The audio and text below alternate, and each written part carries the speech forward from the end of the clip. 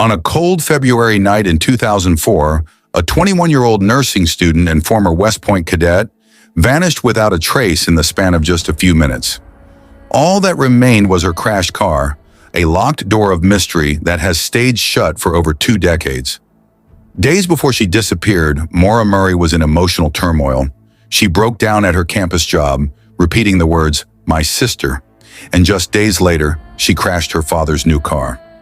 On the day she vanished, February 9th, 2004, her actions were methodical and secretive. She lied to her professors, emailing that a death in the family required her to leave town for a week, though no one in her family had died. She withdrew nearly all the money in her account, $280, and was captured on ATM surveillance alone. She then bought a significant amount of alcohol, Bailey's, Kahlua, vodka, and a box of wine. She packed her car with college textbooks, clothing, and birth control, then drove away from her life at UMass Amherst without telling a soul her destination. Her journey ended hours later on a sharp corner of Route 112 in Haverhill, New Hampshire, where her black Saturn sedan slid into a snowbank.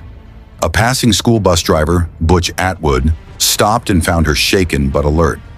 She insisted she had already called for help, despite there being no cell service in the area. Atwood left, and a local resident phoned police at 7:27 p.m. When authorities arrived at 7:46 p.m., Maura was gone. The car was locked, her belongings remained inside, and her scent was tracked by dogs only to vanish 100 yards down the road. There were no footprints leading away into the deep snow. The official timeline suggests another vehicle may have been at the scene before police parked nose-to-nose with Maura's car. This opens the possibility that she was not alone in those final, fateful moments. Maura Murray stepped out of a crashed car and into a mystery that has tormented her family and captivated the public for over 20 years.